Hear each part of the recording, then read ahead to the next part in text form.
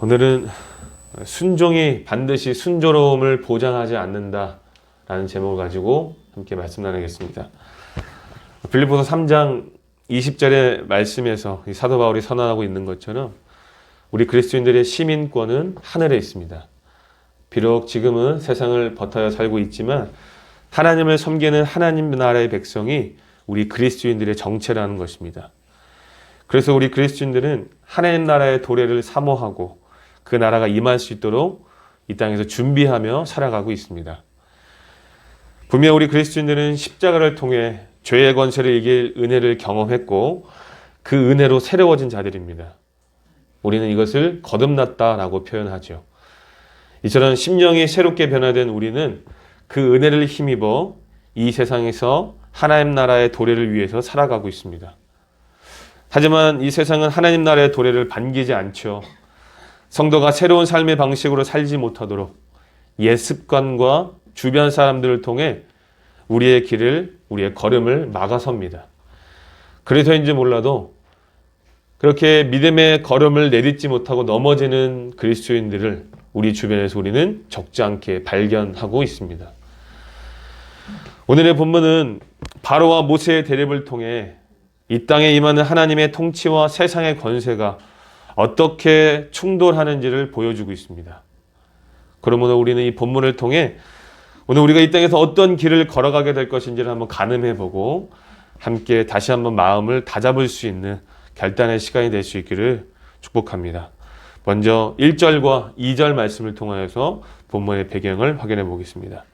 1절과 2절입니다. 시작. 그 후에 모세와 아론이 바로에게 가서 이르되 이스라엘의 하나님 여호와께서 이렇게 말씀하시기를 내 백성을 보내라. 그러면 그들이 광야에서 내 앞에 절기를 지킬 것이니라 하셨나이다.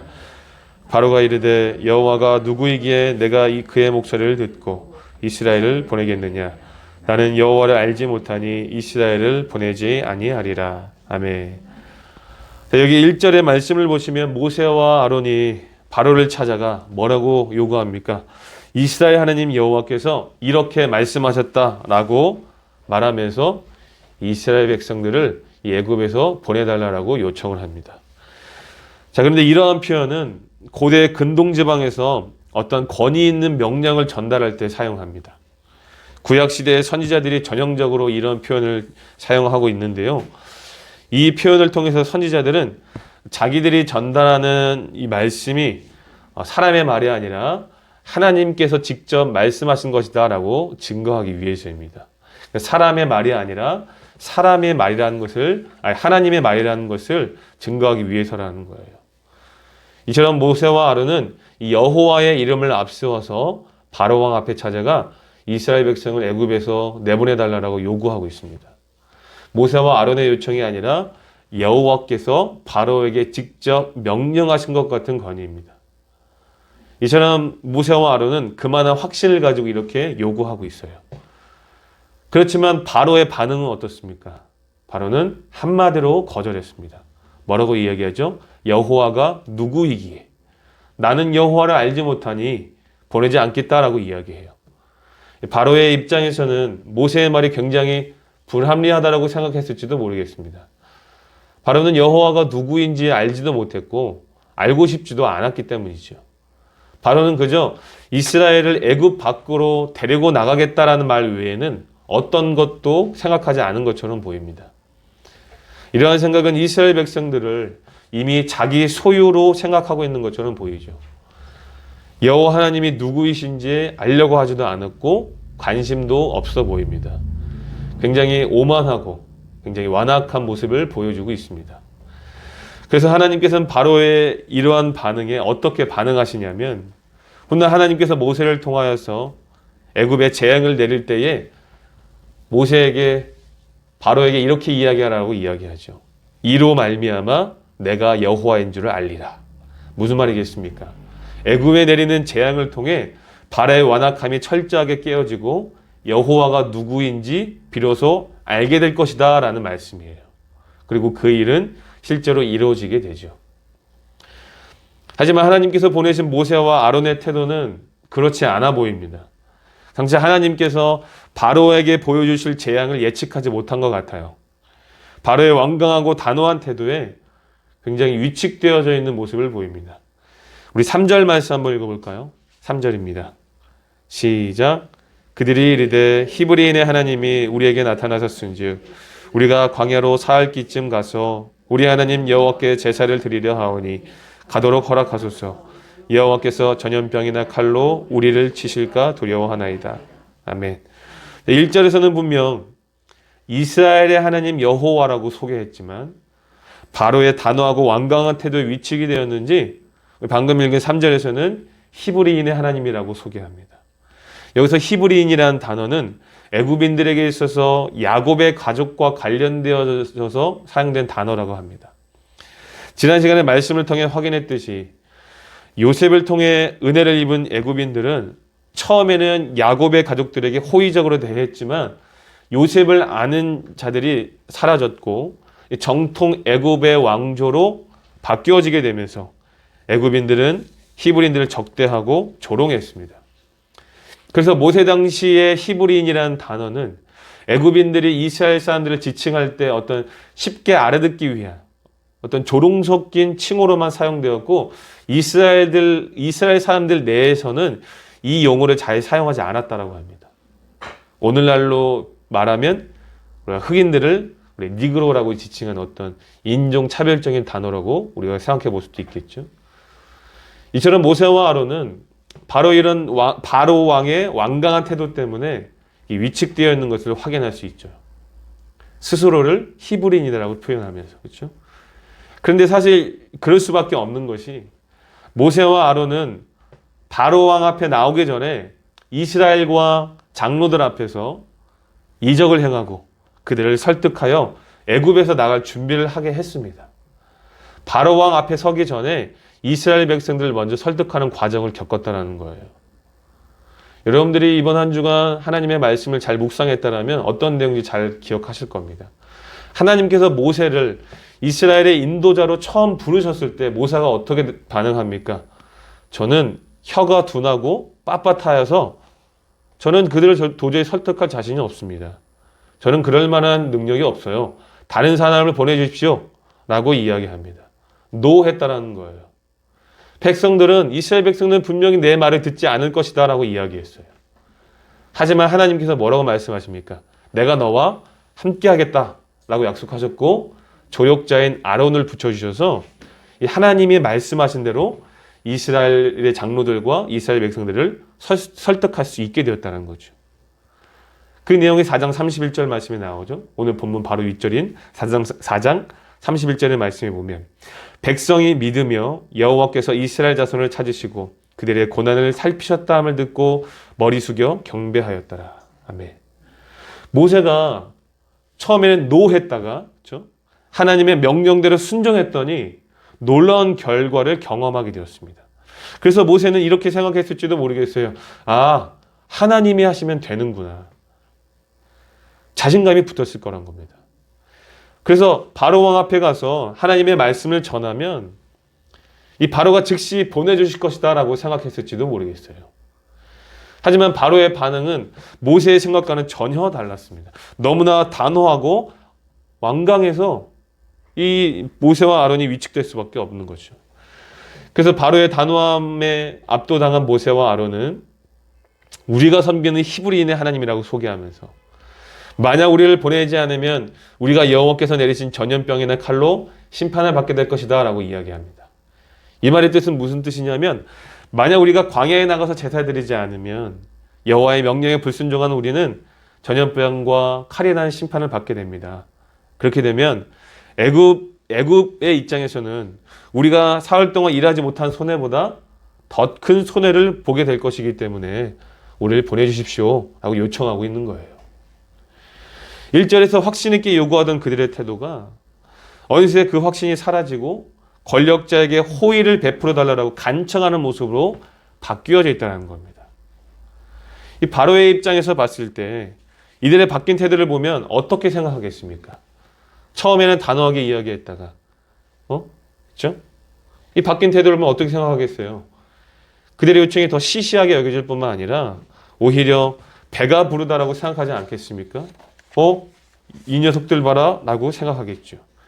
그래서 바로는 모세와 아론의 요구를 이스라엘 백성의 노역을 쉬게 하려는 계략으로 생각해서 더 큰 노역으로 백성들을 괴롭히기를 결정하죠. 우리 7절부터 9절까지 한번 읽어볼까요? 7절부터 9절입니다. 시작. 너희는 백성에게 다시는 벽돌에 쓸 짚을 전과 같이 주지 말고 그들이 가서 스스로 짚을 줍게 하라. 또 그들이 전에 만든 벽돌 수효대로 그들에게 만들게 하고 감하지 말라. 그들이 게으름으로 소리질러 이르기를 우리가 가서 우리 하나님께 제사를 드리자 하나니 그 사람들의 노동을 무겁게 함으로 수고롭게 하여 그들로 거짓말을 듣지 않게 하라. 아멘. 여기서는 바로가 이스라엘 백성들에게 명령하는 내용이지요.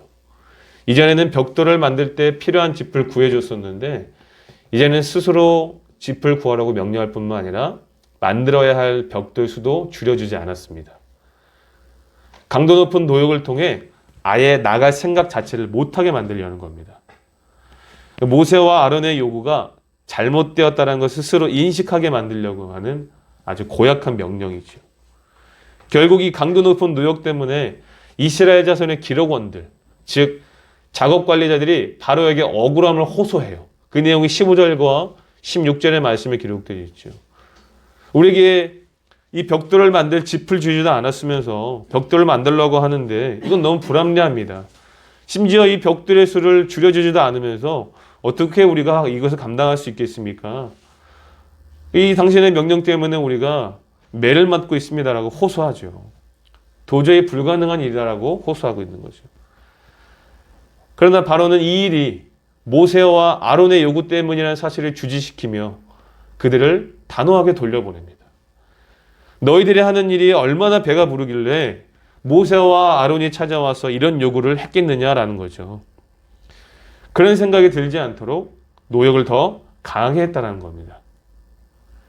이렇게 바로에게 쫓겨나도 밖으로 나온 이 작업 관리자들이 마침 그 길가에 모세와 아론이 서 있는 것을 보게 되죠. 그리고 나서 그들을 향하여서 이렇게 이야기합니다. 21절 말씀인데요. 21절 말씀 한번 읽어볼까요? 21절입니다. 시작.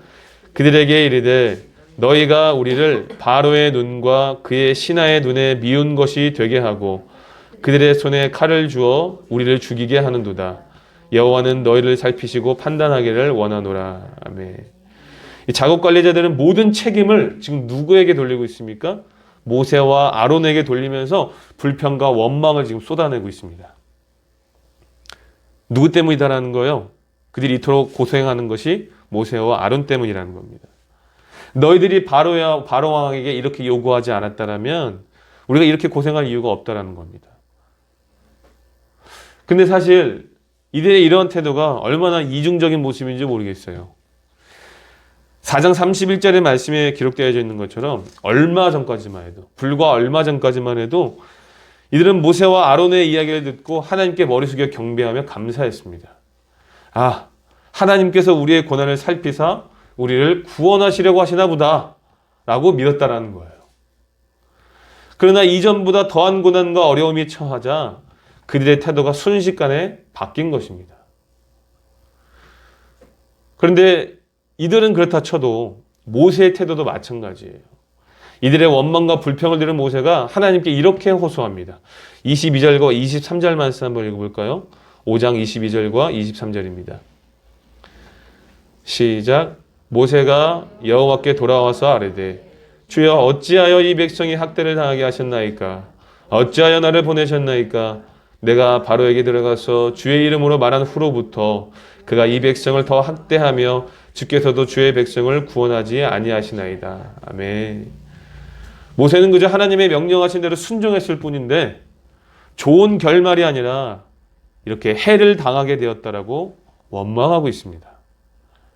이스라엘 백성들을 구원하신 것이 아니라 오히려 공경에 처하게 만들었다라고 호소하고 있어요. 불과 얼마 전까지 하나님에 대한 확신이 있었는데 이들의 태도가 순식간에 바뀌어져 버린 겁니다. 왜 그랬을까요? 왜 이들의 태도가 순식간에 바뀌었습니까? 물론 여러 가지 이유가 있겠지만 두 가지 정도만 확인해 보고 싶어요. 이들의 태도가 바뀐 첫 번째 이유는 모세를 포함한 이스라엘 백성은 하나님의 뜻에 순종했을 때 고난이 함께 임한다는 사실을 인식하지 못했기 때문입니다. 다시 한번 설명합니다. 모세를 포함한 이스라엘 백성들은 하나님의 뜻에 순종했을 때 고난이 임할 수 있다는 사실을 인식하지 못했다는 거예요.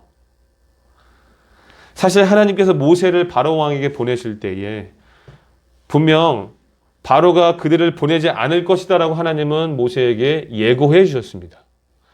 출애굽기 3장 19절부터 20절 말씀인데요. 제가 읽어드릴게요. 내가 아노니 강한 손으로 치기 전에는 애굽 왕이 너희가 가도록 허락하지 아니하다가 내가 내 손을 들어 애굽 중에 여러 가지 이적으로 그날을 친 후에야 그가 너희를 보내리라. 아멘. 이처럼 하나님은 분명히 모세와 백성들에게 이 사실을 예고해 주셨어요. 하지만 그들은 해방에 대한 기대만 있었을 뿐 고난이 임한다는 사실을 인식하지 못한 것입니다. 목적과 축복에만 매몰된 모습입니다. 보고 싶은 것만 보고 듣고 싶은 것만 들은 결과이지요. 만약 그들이 고난이 임한다는 사실을 인식하고 있었다면 이렇게 하나님을 원망하지 않았을 것입니다. 또한 이들의 태도가 바뀐 두 번째 이유는 무엇이냐면 이스라엘 백성들은 그저 해방에 대한 기대만 가지고 있었을 뿐이지 하나님의 일을 위해 헌신할 준비를 할 정도의 믿음이 없었기 때문입니다. 다시 한번 설명드립니다. 하나님의 일을 위해 헌신할 준비를 할 정도의 믿음이 없었기 때문이었다는 거예요. 다른 말로 표현하면 축복만 바라고 책임감은 없었다는 거죠. 이와 비슷한 장면을 창세기 25장에서 기록된 야곱과 에서의 이야기를 통해서 좀 더 쉽게 이해할 수 있을 것 같아요. 창세기 25장에는 어떤 내용이 기록되어 있습니까? 사냥을 하고 돌아온 에서가 굉장히 배가 고픈 상황이었는데 마침 야곱이 팥죽을 쓰고 있기에 그것을 좀 달라고 요청을 하죠. 하지만 야곱은 팥죽을 그냥 주는 것이 아니라 팥죽을 줄 테니 장자의 명분을 팔라라고 요구합니다. 우리가 상식적으로 생각해 봤을 때 당연히 장자의 명분을 팔면 안 되는 것인데 에서는 배고파 죽겠다고 얘기하면서 팥죽 한 그릇에 팔아버리죠. 성경은 에서의 이러한 행동을 이렇게 소개합니다. 에서가 장자의 명분을 가볍게 여김이었더라. 에서의 이러한 태도를 뒷받침해주는 상황이 그 뒤에 이어지고 있죠. 이삭이 나이가 많아서 죽기 전에 그의 자녀들에게 축복을 해주려고 하는데 야곱이 에서로 분장을 해서 장자의 축복을 받게 됩니다. 이 사실을 알게 된 에서가 어떻게 합니까? 야곱을 죽이려고 합니다. 그래서 야곱이 에서를 피해서 하란 땅까지 도망간 것이죠. 에서가 그토록 화가 난 이유가 무엇이겠습니까? 장자가 받게 될 축복을 야곱에게 빼앗겼다라고 생각했기 때문입니다. 장자의 명분은 가볍게 여겼으면서 축복은 받으려고 하는 어떤 이중적인 모습을 보이고 있다는 거죠. 여러분, 명분이라는 단어는요, 어떤 뜻인지 아십니까? 신분이나 그 이름에 걸맞게 지켜야 할 도리라고 사전적 의미를 표현하고 있습니다. 그러니까 에서는요, 장자가 받게 될 축복만을 사모했고 그에 걸맞는 도리를 지키려고 하지 않았다는 겁니다. 본문에 기록된 이스라엘 백성들의 태도가 이와 같은 거죠. 이스라엘은 애굽에서 해방되어 하나님께서 허락하신 축복은 누리고 싶지만 하나님의 일을 위해 헌신할 준비는 전혀 되어 있지 않았던 것입니다. 축복만 바라고 하나님 나라의 백성이 되기 위한 준비, 그 이름에 걸맞는 도리, 어떤 책임감은 전혀 없었다는 겁니다. 만약 이 일로 인해 고난이 온다는 사실을 인식하고 있었다면 그들은 마땅히 그 고난을 받아들일 준비를 해야만 했습니다. 하지만 이스라엘은 그럴 만한 믿음의 준비가 되지 않았죠. 그래서 모세와 아론을 원망하는 불신앙을 보인 것입니다. 사랑하는 성도 여러분, 오늘 우리의 신앙은 어떻습니까? 오늘 우리는 바로와 모세의 대립을 통해 이 땅에 임하는 하나님의 통치와 세상의 권세가 어떻게 충돌하는지를 확인하고 있습니다. 바로가 이스라엘 백성들을 계속해서 억압하고 애굽에서 나가지 못하도록 막는 것처럼 세상은 우리 그리스도인들을 계속해서 그들의 가치관과 옛 습관으로 막아설 것입니다. 오늘 우리로 하여금 새로운 삶을 살아가지 못하도록 유혹할 것입니다. 그래서인지 몰라도 이 믿음의 자리에서 이탈하는 사람들이 점점 늘어나고 있죠. 분명 우리는 예수 그리스도를 말미암아 새 삶을 얻었고 하나님 나라를 꿈꾸며 하나님 나라의 도래를 위해서 살고 있습니다. 복음이 허락하는 은혜가 너무나 풍성하고 가늠할 수 없어서 그 능력을 의지하여 순종하면 무슨 일이든지 할 수 있을 것만 같았습니다.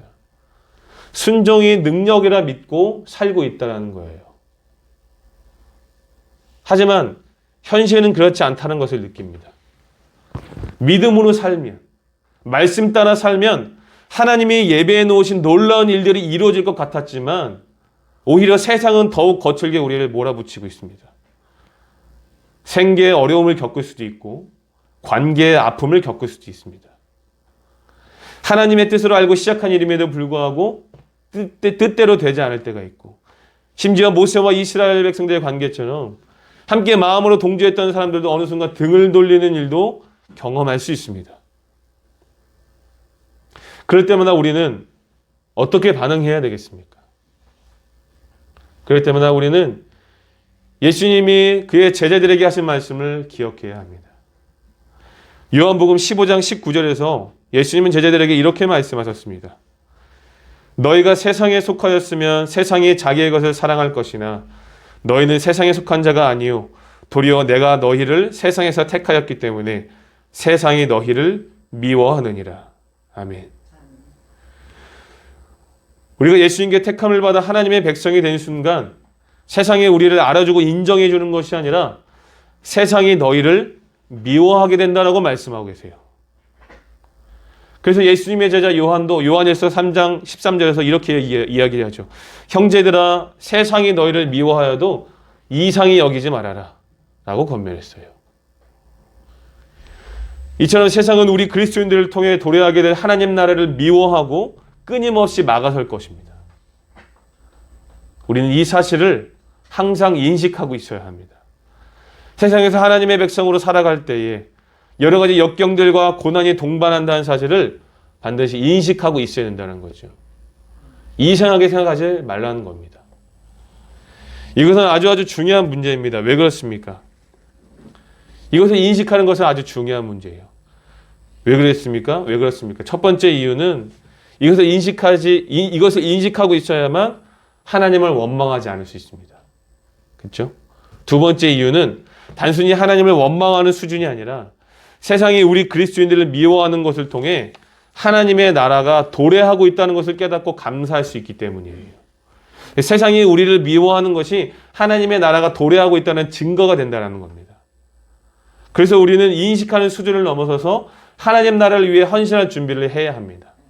하나님 나라에서 받게 될 영광과 축복만을 사모하는 것이 아니라 하나님 나라를 위해 헌신할 믿음의 준비를 해야 한다는 거예요. 어떤 고난이 와도 여전히 믿음의 길을 선택하고 어떤 어려움이 와도 순종의 길을 선택해야 된다는 거죠. 성도님들은 지금 어떤 준비를 하고 계십니까? 하나님의 백성다운 삶을 살고 계신가요? 부디 하나님의 손에 귀하게 사용되어지는 아름답고 복된 준비를 할 수 있기를 바랍니다. 우리가 그렇게 살아낼 수만 있다면 현재 우리가 당하는 고난과는 비교할 수 없는 놀라운 영광이 장차 예수님께서 재림하실 그날에 우리에게 임할 것입니다. 사랑하는 성도 여러분, 하나님의 나라는 반드시 그리고 분명히 임하게 됩니다. 보이지 않지만 하나님의 시간 안에서 점진적이고 역동적으로 역사하고 있습니다. 왜 그렇습니까? 오늘 본문을 다시 한번 보실까요? 22절의 말씀해 보시면 22절에 기록된 모세의 호소를 잘 살펴보시면 장차 이스라엘을 애굽에서 구원하신 하나님의 계획이 완전히 그리고 처참하게 실패하고 있는 것처럼 느껴집니다. 그렇죠? 어찌하여 우리를 공경에 처하게 하십니까? 라고 이야기하죠. 하지만 모세가 생각지도 못했던 일이 이미 시작되었으며 이제 곧 그것을 보게 될 것입니다. 왜냐하면 하나님은 지금 바로를 향한 하나님의 역사가 이미 진행되었기 때문입니다. 어디에서 그것을 확인할 수 있습니까? 모세가 깨닫지 못하였지만 바로가 완강하게 거절했다라는 것은 이미 하나님께서 예고하신 일이고 그 역시나 하나님의 구원 계획의 일부라는 것을 우리가 확인할 수 있다는 거예요. 이해가 되십니까? 하나님께서는 모세를 통하여서 분명히 바로가 완강하게 거부하게 될 것이라고 예고하셨어요. 그렇죠? 어떤 하나님의 구원 계획 가운데 일부라는 거죠. 그것을 통해 그분의 계획을 더욱더 확장시켜 나갈 것이라는 겁니다. 그래서 하나님의 강한 손을 통해 바로는 하나님을 알게 될 것이고 그 강한 손에 이끌려 이스라엘은 애굽에서 나오게 될 것입니다. 6장 1절 말씀 한번 읽어볼까요? 6장 1절입니다. 시작. 여호와께서 모세에게 이르시되 내가 바로에게 하는 일을 내가 보리라. 강한 손으로 말미암아 바로가 그들을 보내리라. 강한 손으로 말미암아 바로가 그들을 그의 땅에서 쫓아내리라.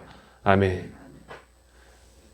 여러분들도 잘 알고 계시듯이 하나님께서는 모세에게 말씀하신 대로 바로에게 당신의 강하고 능하신 능력을 보여주사 이스라엘을 애굽에서 탈출하게 하십니다.